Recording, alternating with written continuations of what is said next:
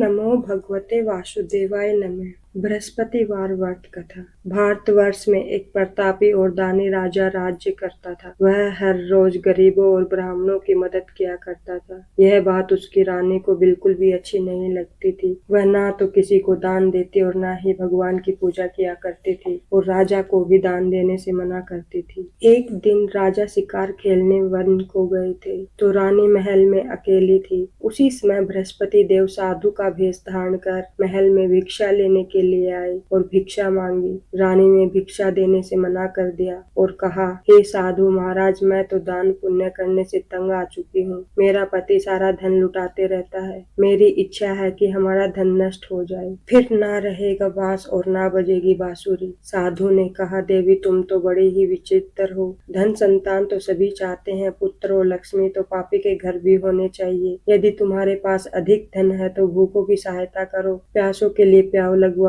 मुसाफिरों के लिए धर्मशालाएं बनवाओ। जो निर्धन अपनी कुंवारी कन्याओं का विवाह नहीं कर सकते उनका विवाह करा दो। ऐसे और कई काम हैं जिनके करने से तुम्हारा यश लोक परलोक में फैलेगा। परंतु रानी पर उपदेश का कोई भी प्रभाव नहीं पड़ा। वह बोली, महाराज आप मुझे कुछ भी न समझाइए, मैं ऐसा धन नहीं चाहती जो हर जगह बांटती फिरूं। साधु ने उत्तर दिया, यदि तुम्हारी ऐसी इच्छा है तो तथास्तु। तुम ऐसा करना कि बृहस्पतिवार को घर लीपना, पीली मिट्टी से अपना सिर धोकर स्नान करना, भट्ठी चढ़ाकर कपड़े धोना। ऐसा करने से आपका सारा धन नष्ट हो जाएगा। इतना कहकर वह साधु महाराज वहां से चले गए। साधु के अनुसार कई बातों को पूरा करते हुए रानी को अभी 3 ही बृहस्पतिवार हुए थे कि उनका समस्त धन नष्ट हो गया। भोजन के लिए राजा का परिवार तरसने लगा। तब एक दिन राजा ने रानी से बोला, हे रानी तुम यहीं रहो, मैं दूसरे देश को जाता हूँ क्योंकि यहाँ पर सभी लोग मुझे जानते हैं, इसलिए मैं कोई छोटा कार्य नहीं कर सका। ऐसा कहकर राजा परदेश चला गया। वहाँ वह जंगल से लकड़ी काट कर लाता और शहर में बेचता। इस तरह वह अपना जीवन गुजार रहा था। इधर राजा के परदेश जाते ही रानी और दासी दुखी रहने लगी। एक बार जब रानी और दासी को 7 दिन तक बिना भोजन के रहना पड़ा तो रानी ने अपनी दासी से कहा, हे दासी, पास के नगर में मेरी बहन रहती है, वह बड़ी धनवान है, तो उसके पास जा और कुछ धन लेकर आ जा ताकि थोड़े बहुत दिन गुजर बसर हो जाए। दासी रानी के बहन के पास जाती है। उस दिन गुरुवार था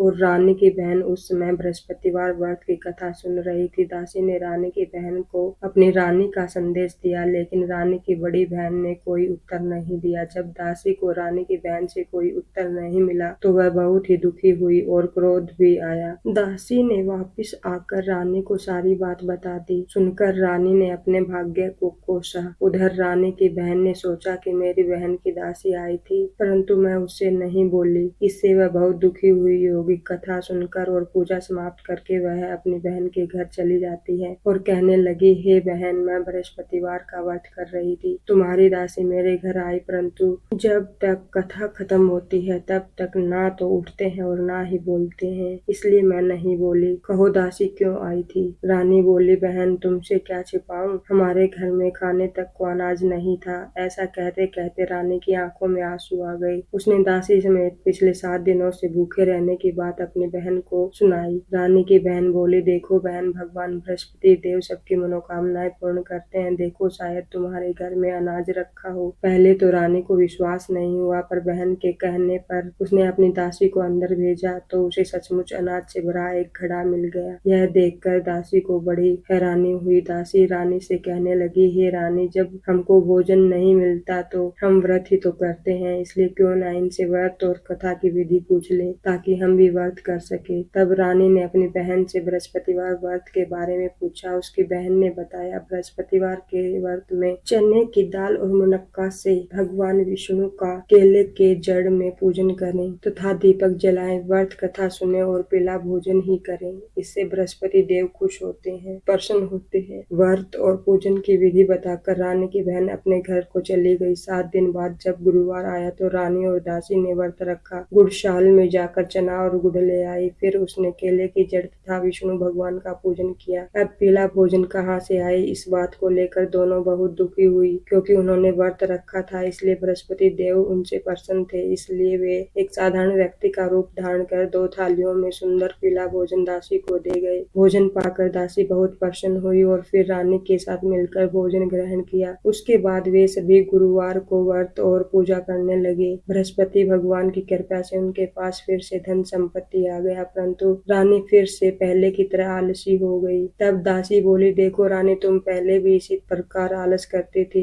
तुम्हें धन रखने में कष्ट होता था, इस कारण सभी धन नष्ट हो गया था, और अब जब भगवान बृहस्पति देव की कृपा से धन मिला है तो तुम्हें फिर से आलस होता है। रानी को समझाते हुए दासी कहती है कि बड़ी मुश्किलों के बाद हमने यह धन पाया है, इसलिए हमें दान पुण्य करना चाहिए, भूखे मनुष्यों को भोजन कराना चाहिए और धन को शुभ कार्यों में खर्च करना चाहिए, जिससे हमारे कुल का यश बढ़ेगा, स्वर्ग की प्राप्ति होगी और पितृ प्रसन्न होंगे। दासी की बात मानकर रानी अपना धन शुभ कार्यों में खर्च करने लगी, जिससे पूरे नगर में उसका यश फैलने लगा। एक दिन राजा दुखी होकर जंगल में एक पेड़ के नीचे आसन जमाकर बैठ गया। वह अपनी दशा को याद करके दुखी होने लगा। उस दिन बृहस्पतिवार का दिन था। एकाएक उसने देखा कि निर्जन वन में एक साधु भटक रहा है। वह साधु वेश में स्वयं बृहस्पति देवता थे। लकड़हारे के सामने आकर बोले, हे लकड़हारे, इस सुनसान जंगल में तुम चिंता मगन क्यों बैठे हो? लकड़हारे ने दोनों हाथ जोड़कर प्रणाम किया और उत्तर दिया, महात्मा जी, आप सब कुछ जानते हैं, मैं क्या कहूँ? यह कहकर रोने लगा और साधु को अपनी आत्मकथा सुनाई। महात्मा जी ने कहा, तुम्हारी स्त्री ने बृहस्पतिवार के दिन बृहस्पति भगवान का निरादर किया है, जिसके कारण रुष्ट होकर उन्होंने तुम्हारी ऐसी दशा कर दी है। अब तुम चिंता को दूर करके मेरे कहे पर चलो तो तुम्हारे सब कष्ट दूर हो जाएंगे और भगवान पहले से भी अधिक संपत्ति देंगे। तुम बृहस्पति के दिन कथा किया करो, 2 पैसे के चने मुनक्का लाकर उसका प्रसाद बनाओ और शुद्ध जल से लोटे में शक्कर मिलाकर अमृत तैयार करो। कथा के बाद अपने सारे परिवार और सुनने वाले प्रेमियों में अमृत व प्रसाद बांटकर आप भी ग्रहण करो। ऐसा करने से भगवान तुम्हारी सभी मनोकामनाएं पूरी करेंगे। साधु के ऐसे वचन सुनकर लकड़हारा बोला, प्रभु, मुझे लकड़ी बेचकर इतना पैसा धन नहीं मिलता जिससे भोजन के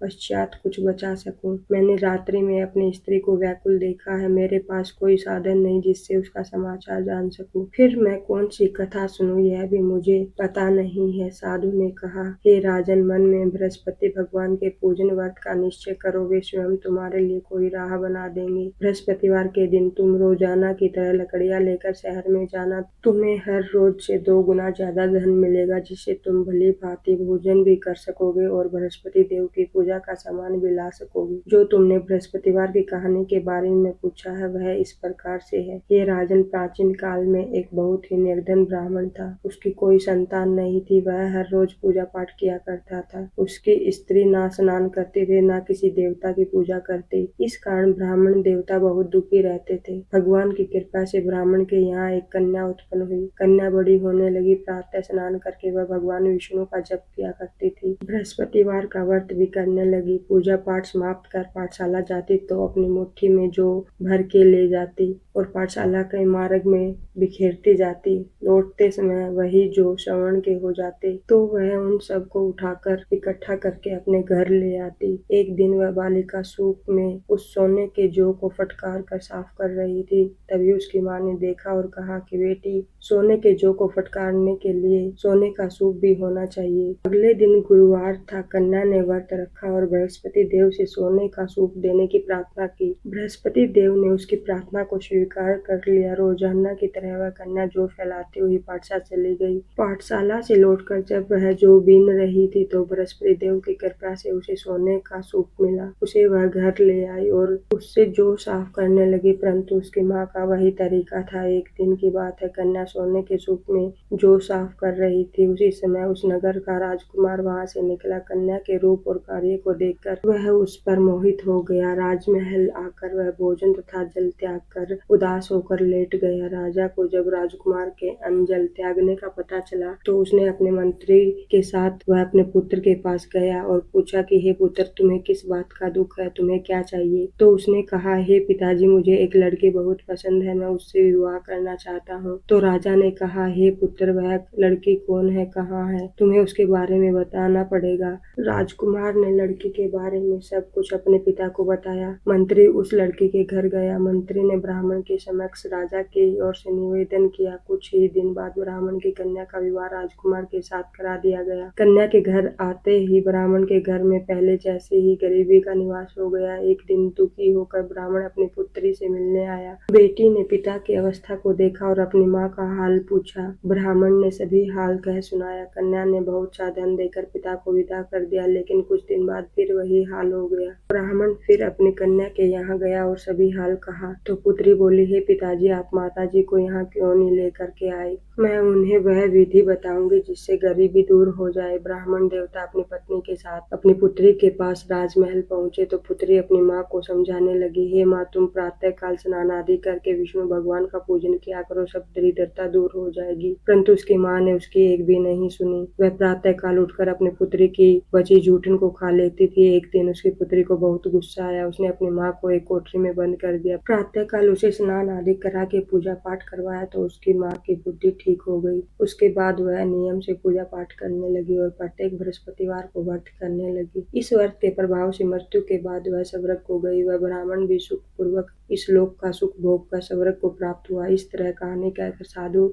बने बृहस्पति देव वहां से चले गए। धीरे धीरे समय बीतता गया। बृहस्पतिवार का दिन आया। राजा जंगल से लकड़ी काटकर शहर में बेचने गया। उसे उस दिन और दिनों से अधिक धन मिला। राजा ने चना गुड़ लाकर बृहस्पतिवार का व्रत किया। उस दिन से उसके सभी कष्ट दूर हो गए। परंतु जब अगले बृहस्पतिवार का दिन आया तो वह बृहस्पतिवार का व्रत करना भूल गया, जिस कारण बृहस्पति भगवान नाराज हो गए। उस दिन उस नगर के राजा ने विशाल यज्ञ का आयोजन किया था तथा अपने समस्त राज्य में घोषणा करवा दी कि सभी मेरे यहाँ भोजन करने आए, किसी के घर चूल्हा न जले। इस आज्ञा को जो नहीं मानेगा उसे फांसी दे दी जाएगी। राजा की आज्ञा के अनुसार राज्य के सभी वासी भोजन में सम्मिलित हुए, लेकिन लकड़हारा कुछ देर में पहुंचा, इसलिए राजा उसको अपने साथ महल में ले गए। जब राजा लकड़हारे को भोजन करा रहे थे तो रानी की दृष्टि उस कोठी पर पड़ी जिस पर उसका हार लटका हुआ था। उसे हार कोठी पर लटका दिखाई नहीं दिया। रानी को लगा कि मेरा हार इस लकड़हारे ने चुरा लिया है। अब रानी के कहने पर लकड़हारे को राजा ने कैदखाने में डलवा दिया। लकड़हारा जेल में विचार करने लगा कि ना जाने कौन से पूर्व जन्मों के कर्म से मुझे यह सब कष्ट भोगने पड़ रहे हैं, और जंगल में मिले साधु को याद करने लगा। तभी तत्काल बृहस्पति देव साधु के रूप में प्रकट हो गए और कहने लगे,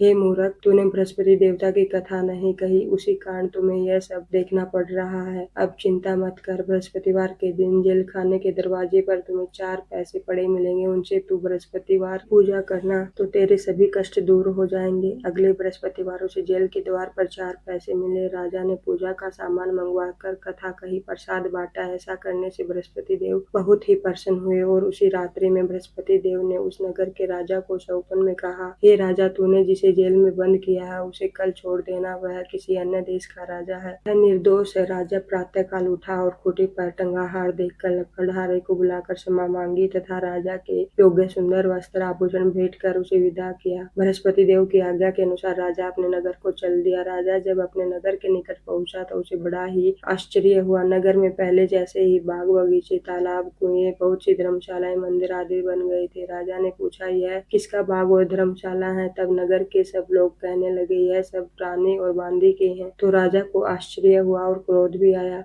जब रानी ने यह समाचार सुना कि राजा आ रहे हैं तो उसने बांदी से कहा, दासी, देख, राजा हमको कितनी बुरी हालत में छोड़कर गए थे। हमारी ऐसी हालत देखकर वह लौट न जाए, इसलिए तू दरवाजे पर खड़ी हो जा। आज्ञा के अनुसार दासी दरवाजे पर खड़ी हो गई। राजा आए तो उन्हें अपने साथ ले गई। तब राजा ने क्रोध करके अपनी रानी से पूछा कि यह धन तुम्हें कैसे प्राप्त हुआ? तब उन्होंने कहा कि हमें यह धन बृहस्पति देव के इस व्रत के प्रभाव से प्राप्त हुआ है। यह सुनकर राजा बड़े ही खुश हुए। राजा ने निश्चय किया कि 7 दिन बाद तो सभी बृहस्पति देव का पूजन करते हैं, परंतु मैं प्रतिदिन दिन में 3 बार कहानी तथा रोज व्रत किया करूंगा। अब हर दिन राजा के दुपट्टे में चने की दाल बंधी रहती तथा दिन में 3 बार कहानी कहता। एक रोज राजा ने विचार किया कि चलो अपनी बहन के यहाँ चलते हैं। इस तरह निश्चय कर राजा घोड़े पर सवार हो अपनी बहन की ओर चल दिया। मार्ग में उसने देखा कि कुछ आदमी एक मुर्दे को लिए जा रहे हैं। उन्हें रोककर राजा कहने लगा, अरे भाइयों, मेरे बृहस्पति देव की कथा सुन लो। वे बोले, लो हमारा तो आदमी मर गया है, इसको अपनी कथा की पड़ी है। परंतु कुछ आदमी बोले, अच्छा कहो, हम तुम्हारी कथा भी सुनेंगे। राजा ने चने की दाल निकाली और जब कथा आधी हुई कि मुर्दा हिलने लग गया और जब कथा समाप्त हो गई तो राम राम करके उठकर बैठ खड़ा हुआ। आगे मार्ग में राजा को एक किसान खेत में हल चलाते मिला। राजा ने उसे देखकर उससे कहा, अरे भाई, तुम मेरे बृहस्पतिवार की कथा सुन लो। किसान बोला, जब तक मैं तेरी कथा सुनूंगा तब तक 4 हरैया जोत लूंगा। जा अपनी कथा किसी और को सुनाना। इस तरह राजा आगे चलने लगा। राजा के हटते ही बैल पछाड़ खाकर गिर गया। किसान के पेट में जोर से दर्द होने लगा। उस समय उसकी माँ रोटी लेकर आई। उसने जब देखा तो अपने पुत्र से सब हाल पूछा और बेटे ने सभी हाल कह दिया। तो बुढ़िया दौड़ी दौड़ी उस घुड़सवार के पास गई। उससे बोली, मैं तेरी कथा सुनूंगी, तू अपनी कथा मेरे खेत पर चलकर ही कहना। राजा ने बुढ़िया के खेत पर जाकर कथा कही, जिनके सुनते ही वह बैल उठ खड़ा हुआ। किसान के पेट का दर्द भी ठीक हो गया। राजा अपनी बहन के घर पहुंचा। बहन ने राजा की खूब मेहमान नवाजी की। दूसरे रोज प्रातः काल राजा जगा तो वह देखने लगा कि सब लोग भोजन कर रहे हैं। राजा ने अपनी बहन से कहा, ऐसा कोई मनुष्य है जिसने भोजन नहीं किया हो, मेरी बृहस्पतिवार की कथा सुन ले। बहन बोली, हे भैया, यह देश ऐसा ही है कि यहाँ लोग पहले भोजन करते हैं, बाद में अन्य काम करते हैं। अगर कोई पड़ोस में हो तो देखा। वह ऐसा कहकर देखने चली गई, परंतु उसे कोई ऐसा व्यक्ति नहीं मिला जिसने भोजन न किया हो। अतः वह एक कुम्हार के घर गई, जिसका लड़का बीमार था। उसे मालूम हुआ कि उसके यहाँ 3 रोज से किसी ने भोजन नहीं किया है। बहन ने अपने भाई की कथा सुनने के लिए कुम्हार से कहा। वह तैयार हो गया। राजा ने जाकर बृहस्पतिवार की कथा कही, जिसको सुनकर उसका लड़का ठीक हो गया। अब तो राजा की प्रशंसा होने लगी। एक रोज राजा ने अपनी बहन से कहा, हे बहन, हम अपने घर जाएंगे, तुम भी तैयार हो जाओ। राजा की बहन ने अपनी सास से कहा। सास ने कहा, हाँ चली जा, परंतु किसी भी बच्चे को साथ में लेकर नहीं जाना, क्योंकि तेरे भाई की कोई भी औलाद नहीं है। बहन ने अपने भाई से कहा, भैया मैं तो चलूंगी, पर कोई भी बालक नहीं जाएगा। राजा बोला, जब कोई बालक नहीं जाएगा तो तुम भी क्या करोगी। बड़े दुखी मन से राजा अपने नगर को लौट आया। राजा ने अपनी रानी से कहा, हम बे औलादे हैं, हमारा मुख देखने का धर्म नहीं है और कुछ भोजन आदि नहीं किया। रानी बोली, हे प्रभु, बृहस्पति देव ने हमें सब कुछ दिया है, हमें वो औलाद भी अवश्य ही देंगे। उसी रात को बृहस्पति देव ने राजा से सपन में कहा, हे राजा, उठ, सभी सोच त्याग दे, तेरी रानी गर्भ से है। बृहस्पति देव की यह बात सुनकर राजा बड़े ही खुश हुए। यह बात पूरे नगर में फैल गई और सभी बड़े ही प्रसन्न हुए। 9वें महीने में रानी के गर्भ से एक सुंदर पुत्र पैदा हुआ। तब राजा बोला, हे रानी, स्त्री बिना भोजन के रह सकती है, पर बिना कहे नहीं। जब मेरी बहन आए तो तुम उसे कुछ मत कहना। रानी ने सुनकर हाँ कह दिया। जब राजा की बहन ने यह शुभ समाचार सुना तो वह बहुत खुश हुई तथा बधाई लेकर अपने भाई के यहाँ आई। तभी रानी ने कहा, घोड़ा चढ़कर तो नहीं आई, गधा चढ़ी आई। राजा की बहन बोली, भाभी, मैं इस प्रकार ना कहती तो तुम्हें औलाद कैसे मिलती। बृहस्पति देव ऐसे ही हैं, जैसे जिसके मन में कामनाएं हैं सभी को पूर्ण करते हैं। जो सद्भाव पूर्वक बृहस्पतिवार का व्रत करता है, कथा पढ़ता है एवं सुनता है, दूसरों को सुनाता है, बृहस्पति देव उसकी सभी मनोकामनाएं पूर्ण करते हैं। तो बोलो बृहस्पति भगवान की जय। प्रिय भक्तजनों, जो कोई भी श्रद्धा भाव से बृहस्पतिवार का व्रत करता है, कथा सुनता है, पढ़ता है अथवा दूसरों को सुनाता है, भगवान बृहस्पति देव उसकी सभी मनोकामनाएं जरूर पूर्ण करते हैं। बोलिए बृहस्पति भगवान की जय। यदि आपको आज की यह पावन कथा पसंद आई हो तो वीडियो को लाइक करें, हमारे चैनल को सब्सक्राइब करना न भूलें।